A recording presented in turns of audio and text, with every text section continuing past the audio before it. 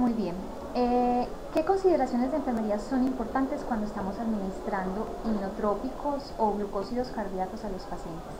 Con los inotrópicos, que recuerden que son fármacos de uso intrahospitalario, generalmente en unidades de segundo o tercer nivel, especialmente en unidades de cuidados intensivos, donde haya todo un equipo alrededor del paciente que pueda soportar en caso de complicaciones.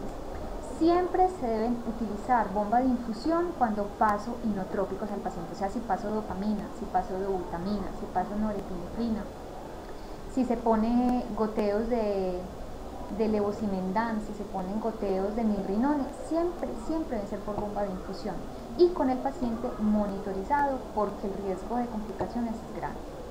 Con respecto a la digoxina, es importante explicarle al paciente que se debe tomar el fármaco siempre a la misma hora y en dosis exactas, que no mezcle la toma con antiácidos o con lácteos porque disminuye la absorción del medicamento, lo que finalmente va a llevar a que la concentración plasmática sea menor y obviamente el efecto farmacológico también va a ser menor. Se le debe enseñar una dieta rica en potasio porque si el paciente tiene hipocalemia, recuerden que esto aumenta la toxicidad. Es importante tener en cuenta esta recomendación. Recuerden que si el paciente está tomando diuréticos ahorradores de potasio, hay que tener cuidado. Los diuréticos ahorradores de potasio producen esa hipercalemia y esto también puede llevar a riesgos para el paciente. O sea que en este caso, si toma diuréticos ahorradores de potasio, pues la dieta rica en potasio no es tan importante. Se le debe enseñar a los pacientes los signos de intoxicación por digitálicos en los niños, porque los niños también pueden recibir digitálicos. Niños que tengan cardiopatías congénitas pueden tener por un tiempo mientras les hacen la cirugía soporte inotrópico con digoxina.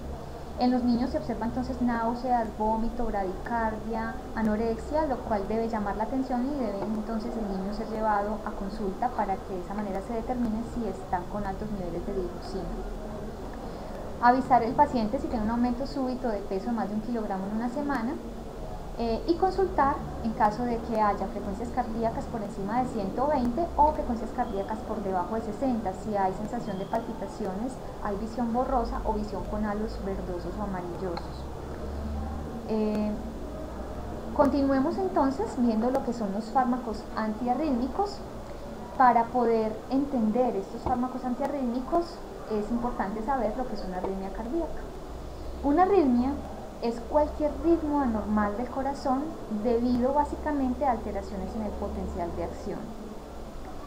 Las arritmias graves siempre van a producir alteración en la función de bomba del corazón, o sea que el corazón no va a ser capaz de bombear adecuadamente la sangre, ya sea porque en una taquiarritmia, o sea cuando tienen frecuencias cardíacas por encima de 120, es tan rápido el latido que no alcanza a haber un buen llenado ventricular, y si no hay un buen llenado ventricular pues tampoco habrá un buen flujo de sangre que salga de ese ventrículo.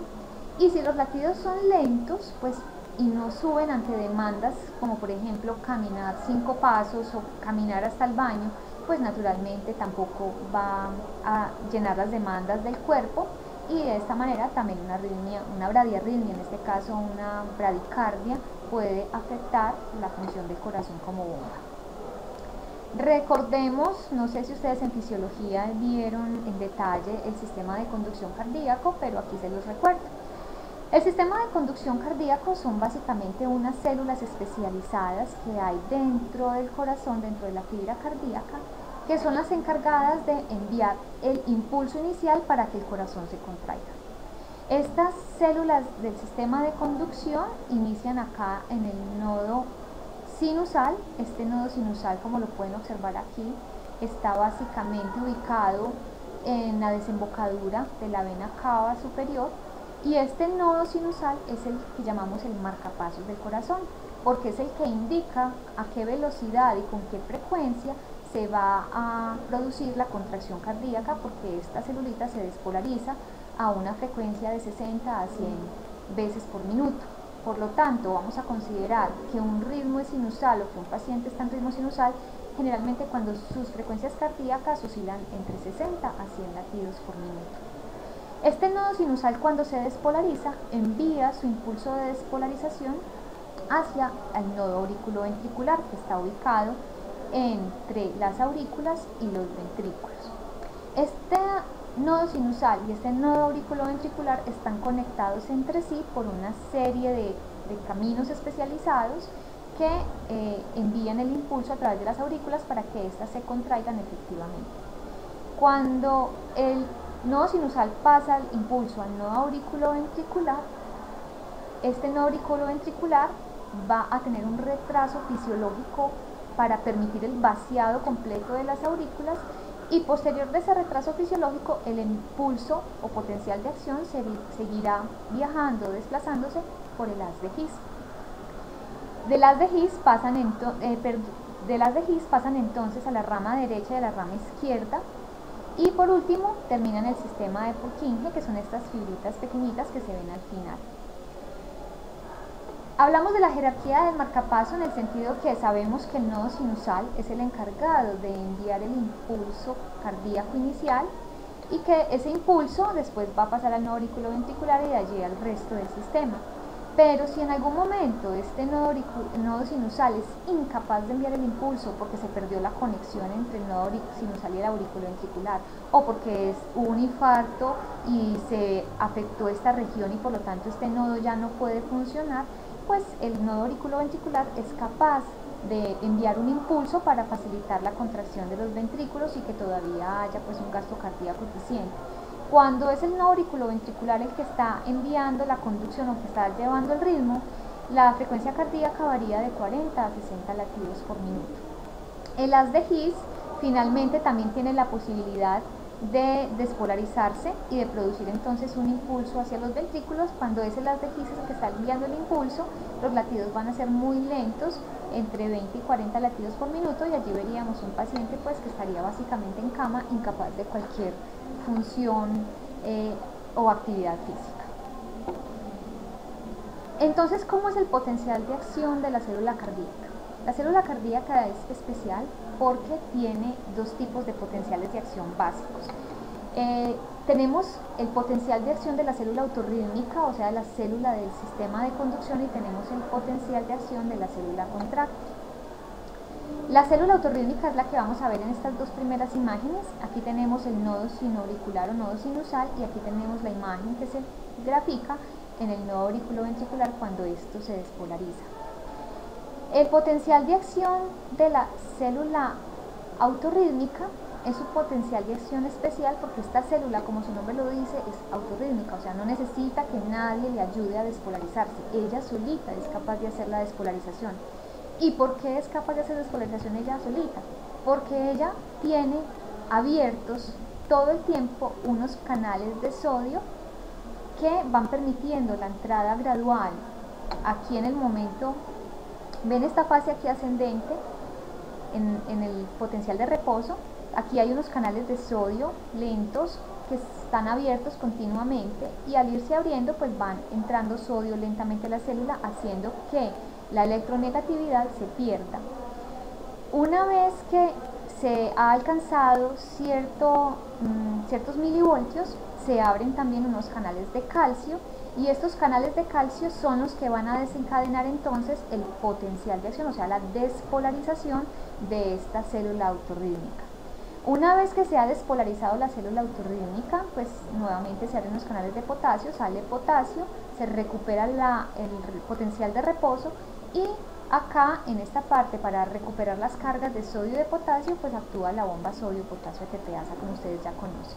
Entonces, esta es la célula autorrítmica y la característica de su potencial de acción, que básicamente ella sola se despolariza por acción de unos canales de sodio y el canal de calcio. En cambio, la célula contráctil funciona de manera similar a lo que habíamos visto del potencial de acción a nivel de la neurona. La fibra contráctil, aquí ven la del ventrículo, aquí ven entonces la del Purkinje, ¿cierto? El sistema de Purkinje, aquí la de His. Veamos la del ventrículo. Si ustedes se dan cuenta, miren que el potencial de acción de esta célula es de más o menos menos 90 milivoltios, mientras que el potencial de acción de la célula autorrítmica es un potencial de acción de más o menos menos 60 milivoltios. Esta diferencia en el potencial, que aquí es menos negativo, es lo que hace que mantenga esta célula autorrítmica sus canales de sodio continuamente abiertos. Como esta célula contráctil tiene sus canales su potencial de acción es mucho más negativo, esto finalmente lleva a que estos canales de sodio aquí estén cerrados todo el tiempo y que solamente se abran ante un estímulo que viene de la célula autorrítmica. Cuando viene el estímulo de la célula autorrítmica, entonces se abren en masa canales de sodio, permitiendo la despolarización de la célula cardíaca contráctil. Cuando el potencial de acción ya alcanza su máximo, trata de recuperar la polaridad. Miren que aquí hay una pequeña bajada del potencial de acción, como tratando de volver a la negatividad, pero en este punto se abren también unos canales de calcio. Entonces, aunque ya no entra sodio en masa, como si está entrando calcio, se hace esta zona de meseta que pueden observar acá. Y esta zona de meseta es la que va a facilitar que haya una buena contracción. Una vez pasa esta zona de meseta, pues se abren los canales de potasio, como ustedes conocen, sale potasio en masa, se recupera entonces la electronegatividad de la célula y aquí se recuperan ya los iones por la bomba sodio-potasio ATPase. Esta es básicamente la diferencia entre los dos tipos de potenciales que hay en la célula cardíaca. ¿Cómo pueden ser entonces las arritmias o cómo se pueden describir los ritmos cardíacos? Se pueden describir dependiendo del origen. Si el origen es del ritmo sinusal, si el origen es auricular, si el origen es del no auriculoventricular o si el origen del ritmo está dado en los ventrículos. También se pueden clasificar de acuerdo a la frecuencia. Tenemos que frecuencias por debajo de 60 latidos por minuto siempre los vamos a llamar bradicardias y por encima de 100 latidos por minuto siempre serán taquicardias. Taquicardias por encima de 120 ya comienzan a afectar la función del corazón como bomba. También podemos clasificar las arritmias de acuerdo a la interacción entre aurícula y ventrículo. Recuerden que el nodo sinusal debe enviar el impulso al nodo auriculoventricular y de allí a las de His para que haya una buena conducción y haya una buena contracción. Si el impulso no pasa de la aurícula al ventrículo, estaríamos hablando de un bloqueo auriculoventricular, haciendo que finalmente sea el ventrículo el que tenga el comando del corazón. Y también los podemos clasificar dependiendo de la gravedad de la arritmia. Las arritmias de origen ventricular siempre tienen mal pronóstico para el paciente, mientras que las arritmias que son por encima de los ventrículos pues tienen un pronóstico más favorable. Esta es nuevamente una imagen de cómo es el potencial de acción. Aquí tenemos el potencial de acción de la célula contráctil y aquí vemos cómo se ven los diferentes potenciales de acción dependiendo el sistema de conducción en el momento en que vaya viajando el potencial de acción. ¿Cómo se generan las arritmias? ¿O en qué partes del potencial de acción, en qué momentos del potencial de acción se puede generar arritmia? Las arritmias se pueden generar en dos puntos importantes, bueno, en 3 puntos realmente. Primero, se pueden desencadenar en este periodo de repolarización. Miren que aquí la célula está recuperando su electronegatividad inicial. ¿Por qué es importante o por qué se pueden desencadenar aquí arritmias? Porque como estamos tan cercanos del punto de reposo, si viene un nuevo impulso de despolarización acá a este nivel, va a desencadenar que se genere nuevamente un potencial de acción llevando a una actividad desorganizada y que puede desencadenar una arritmia. También podemos tener acá, en el momento en que ya está la fibra completamente en reposo, antes de que haya una nueva despolarización, o en el momento final cuando ya se recuperó como tal la polaridad negativa, aquí en este punto también si llega un nuevo impulso puede ser capaz de desencadenar una arritmia. Entonces estos son como los dos puntos más importantes en los cuales se pueden desencadenar arritmias. Los fármacos antiarrítmicos entonces son fármacos que van a actuar en esos canales iónicos que son los que van a dar origen al potencial de acción. O sea que de alguna manera los antiarrítmicos podríamos decir que son fármacos que afectan al potencial de acción. La terapia antiarrítmica entonces actúa bloqueando canales de sodio, también bloqueando los receptores beta 1 del corazón, pueden actuar bloqueando los canales de calcio. Cualquiera de estos 3 tipos de bloqueo hace que los periodos refractarios y el potencial de acción se modifiquen, o también puede hacer que se incremente la salida de potasio y disminuya la entrada de calcio. Entonces miren que siempre van a haber un efecto, estos antiarrítmicos siempre van a tener un efecto sobre estos canales iónicos y por lo tanto sobre los iones y cómo estos se desplazan dentro de la célula cardíaca. Una forma fácil de aprenderse los antiarrítmicos o por lo menos de recordarlos es clasificarlo por clases. Los antiarrítmicos los vamos a clasificar básicamente en 4 clases principales y cada clase va a tener un efecto predominante. ¿Cómo así?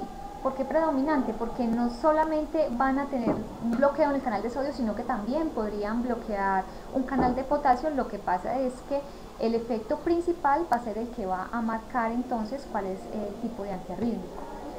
Los antiarrítmicos de la clase 1 entonces van a ser todos los antiarrítmicos que bloquean preferentemente los canales de sodio. Si yo estoy bloqueando canal de sodio, de alguna manera estoy evitando que ese potencial de acción se dé rápidamente o hago que ese potencial se dé más tardíamente, y de esta manera puedo controlar la arritmia. Los de la clase 1 se van a clasificar a su vez, o se van a subdividir a su vez en clase A, B y C.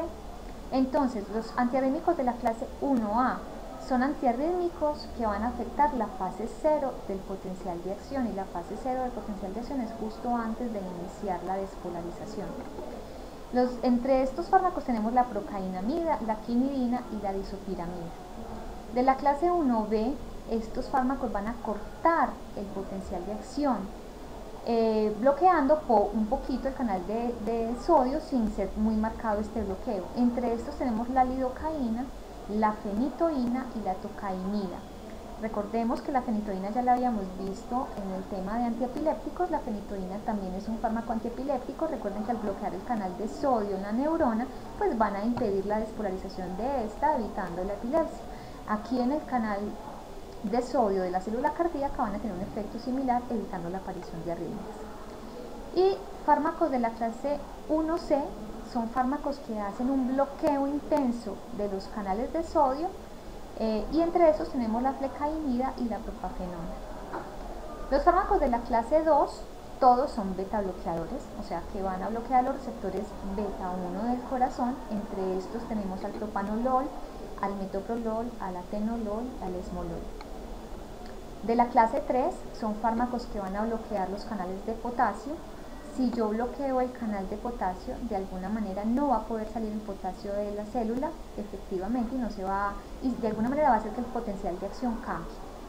Entre estos tenemos a la amiodarona y al sotalol. Miren aquí que el sotalol termina en lol. Ustedes ya saben que esa terminación se refiere a beta bloqueadores, por lo tanto el sotalol tiene un efecto tanto en el canal de potasio como en los canales, como en los receptores beta 1. Y los de la clase 4 tenemos los bloqueadores del canal de calcio. Es importante recordar que dentro de los bloqueadores del canal de calcio o los calcioantagonistas tenemos unos que son vasoselectivos y tenemos otros que son cardioselectivos. Naturalmente, como antiarrítmicos vamos a utilizar los que son cardioselectivos, y de eso solamente tenemos dos representantes, que son el verapamilo y el bisglicina. En este cuadro entonces vamos a ver los principales representantes de cada clase y en qué tipos de arritmias pueden ser utilizados. Los antiarrítmicos son fármacos peligrosos, son fármacos que deben ser solamente recetados por cardiólogos o por médicos especializados en electrofisiología cardíaca. De otra manera, el riesgo es grande, ¿cierto?, para el paciente si no se sabe bien el mecanismo de acción. Por lo tanto, son fármacos que ustedes no van a ver muy cotidianamente, pero es importante que entiendan el mecanismo de acción, porque si yo estoy modificando la función de los iones dentro del potencial de acción de la célula cardíaca, de alguna manera puedo hacer que un antiarrítmico se convierta en un fármaco proarrítmico, ¿cierto? O sea que finalmente es peor el remedio que la enfermedad si yo no lo sé manejar, y el paciente podría morir por una arritmia desencadenada por el mismo medicamento. Los de la clase 1, como habíamos dicho, eran bloqueantes del canal del sodio. Entre esos tenemos de la clase 1A como la procainamida, los de la clase 1B como la fenitoína y la lidocaína, y la de la clase 1C como la flecainida. Estos fármacos, aquí vemos, los de la clase 1A se utilizan tanto para arritmias auriculares como ventriculares, los de la clase 1B para arritmias ventriculares preferentemente, y los de la clase 1C también para arritmias auriculares o ventriculares. Los de la clase 2, que son beta bloqueadores, van a bloquear el receptor beta 1, y de esta manera prolongarán el potencial, el PR, ¿cierto? Y de alguna manera pueden hacer que cambie el potencial de acción. Entre esos tenemos metoprolol, propanolol, esmolol, atenolol. Estos sirven principalmente para arritmias auriculares o arritmias que están dados por reentradas. Los de la clase 3 tenemos bloqueadores del canal de potasio. Estos disminuyen la salida de potasio. Ahí tenemos la amiodarona, el sotalol y el ibutidil. Se utilizan principalmente para taquicardias ventriculares y para pacientes que tienen taquicardias desencadenadas por el síndrome de Wolff-Parkinson-White, que es básicamente pacientes que nacen con vías accesorias de conducción cardíaca. O sea, en su sistema de conducción no solamente tienen el sistema de conducción que nosotros vimos ahora, nodo sinusal, nodo auriculoventricular, haz de His, rama derecha y rama izquierda, sino que tienen unas conexiones adicionales que hacen que fácilmente desencadenen arritmias. Y los de la clase 4 tenemos a los calcioantagonistas. En los calcioantagonistas tenemos al verapamilo y al litiazem. Estos sirven, así como los beta bloqueadores, principalmente para arritmias auriculares o arritmias de reentrada. Este cuadrito donde les pongo otros es para poder incluir a la adenosina, que es un fármaco antiarrítmico que no entra dentro de la clasificación anterior, entonces la dejo aparte. La adenosina básicamente es un fármaco que tiene la capacidad de hiperpolarizar la célula cardíaca. Y si yo hiperpolarizo la célula cardíaca, quiere decir que ya por un periodo de tiempo corto va a ser incapaz de hacer un potencial de acción. Y si es incapaz de hacer un potencial de acción, necesariamente no va a haber contracción. Esto es importante porque cuando se le pone adenosina a un paciente por un periodo de tiempo muy corto, vamos a bloquear o vamos a producir que ese corazón no lata, para que de esa manera el nodo sinusal tenga la capacidad de recuperar el ritmo que se había perdido. También dentro de estos otros antiarrítmicos tenemos al sulfato de magnesio, que se utiliza para pacientes que tienen taquiarritmias o arritmias de puntas torcidas, es una arritmia ventricular muy grave. Y también tenemos a la digoxina, que recuerden que hemos dicho que la digoxina servía para arritmias que son de origen auricular, como la fibrilación auricular o el flúter auricular. La amiodarona se las quiero mencionar porque es el antiarrítmico más utilizado realmente. Es un antiarrítmico que bloquea canales de sodio, canales de calcio y canales de potasio e inhibe los receptores beta. Entonces miren que el efecto realmente es muy marcado en muchos tipos de bombas. Disminuye el automatismo y la velocidad de conducción, o sea que hace que el intervalo QT, el QRS y el PR sean prolongados. Y cuando se administran por vía intravenosa la amiodarona, aumenta la refractariedad del nodo auriculoventricular. Es muy tóxico, es capaz de afectar los fosfolípidos de nuestro organismo y puede crear complejos inmunogénicos, o sea, una especie de antígeno, ¿cierto? Actúa como antígeno en nuestro organismo, causando que el paciente pueda desencadenar fibrosis pulmonar y neuropatías periféricas con el uso.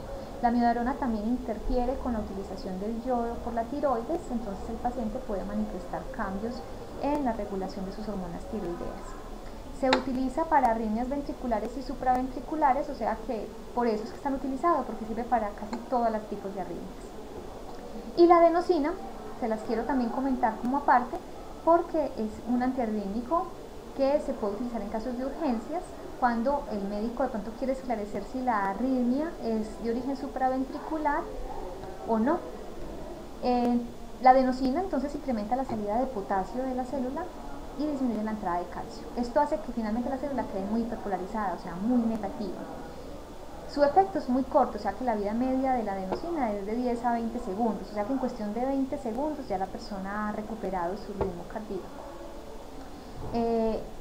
Y cuando se le va a administrar al paciente, se debe poner en un bolo venoso rápido, sin diluir, y lavando luego el catéter con 20 mililitros de solución salina, procurando de que la adenosina alcance a llegar al corazón antes de que sea metabolizada. Recuerden que dijimos que su efecto es muy corto, aproximadamente en 20 segundos ya es metabolizada por el endotelio vascular y de esta manera su efecto dura muy poco tiempo.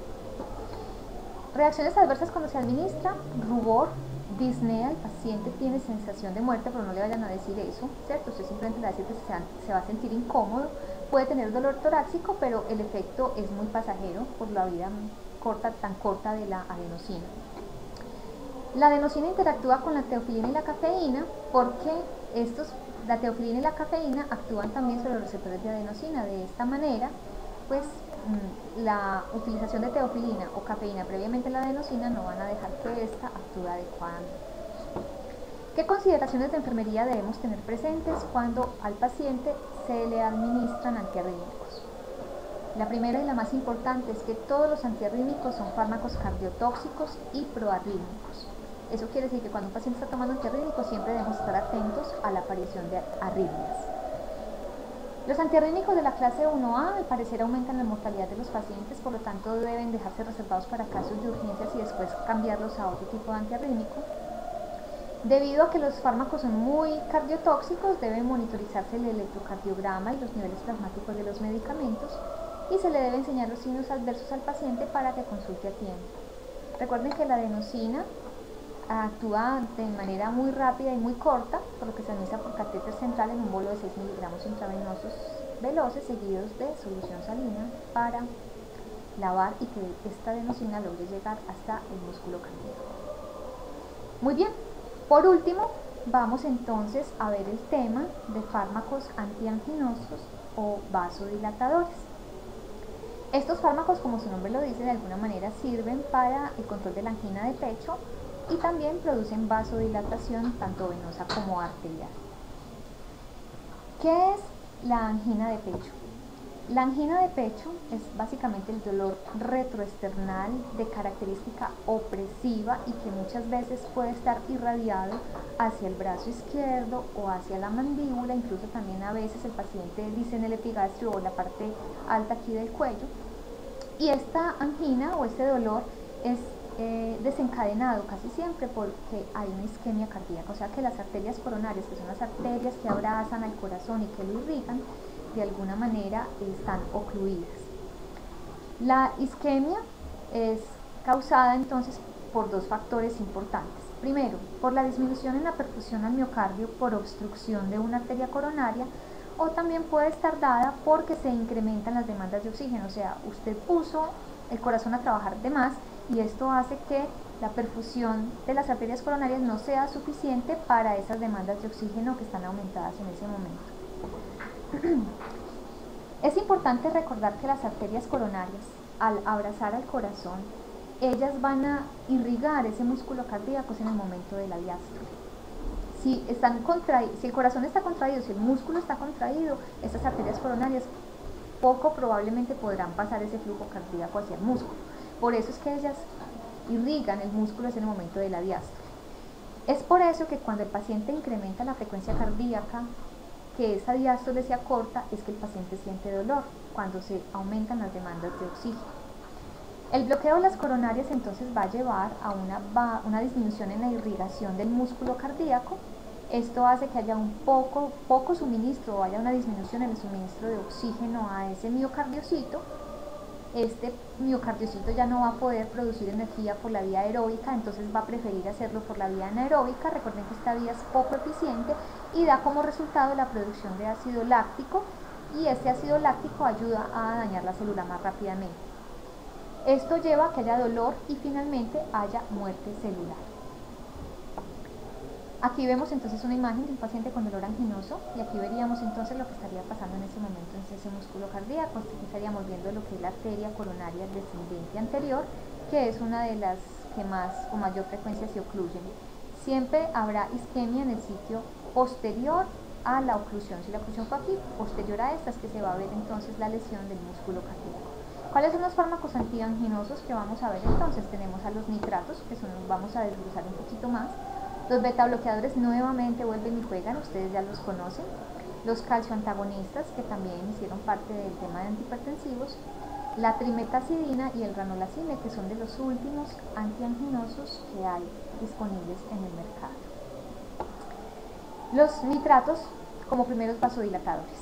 Vamos a hablar de ellos porque son muy utilizados en la clínica. Los pacientes se les pone con frecuencia cuando tienen infarto agudo al miocardio y por eso es importante que los veamos en mayor profundidad.